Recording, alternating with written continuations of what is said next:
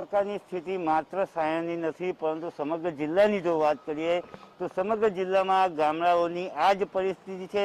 જિલ્લા પંચાયતનું આરોગ્ય વિભાગ ખાલી ગયું છે, ત્યારે સાયણ સુગર ફેક્ટરીના ડિરેક્ટર અને સામાજિક રાજકીય આગેવાન દર્શનભાઈ નાયક પણ આપણી સાથે છે, એમની સાથે વાત કરીશું।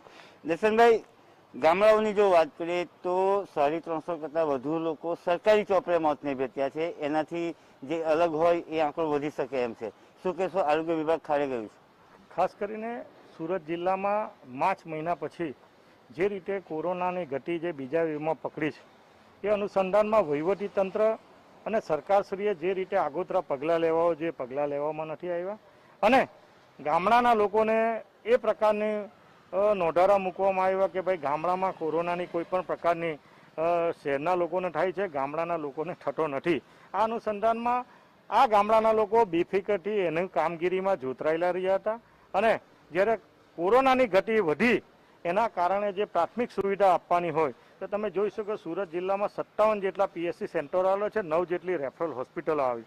કોઈ પણ જગ્યાએ કોઈ પણ પીએચસીમાં કે સીએચસીમાં કોવિડ સેન્ટરની કોઈ પણ જગ્યાએ એની વ્યવસ્થા ઊભી કરવા માટે નથી આવી।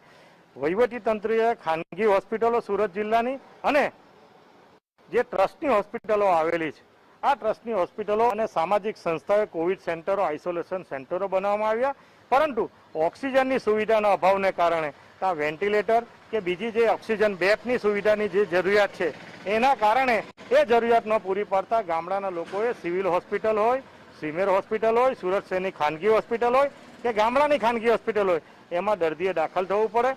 અને મરણનો જે આંકડો છે એ ચોંકાવનારો આંકડો છે। તમે ન્યૂઝપેપરના અહેવાલ પર તમે વારંવાર ન્યૂઝપેપરો અને ટીવીના માધ્યમથી તમે જોઈ શકો છો કે સિવિલ હોસ્પિટલમાં ગામડાનો માણસ મરણ પામે તો એની નોંધ મ્યુનિસિપાલિટી કોર્પોરેશન હદ વિસ્તારમાં થાય, તમે નગરપાલિકા વિસ્તારમાં હોસ્પિટલ તો નગરપાલિકા વિસ્તારમાં હોસ્પિટલ થાય, પરંતુ જે આંકડાઓ સ્મશાનના આંકડા આવે છે, ગર્ભસ્થાનના આંકડા આવે છે, અને લોકોની જે સામાજિક આગેવાનો, ગ્રામ પંચાયતના રેકોર્ડો, આ બધા જતાં કોવિડની ગાઈડલાઈન પ્રમાણે સુરત જિલ્લાનો આંકડો હજારોની ઉપર પણ તમે સ્પષ્ટ રીતે દેખાઈ આવે છે।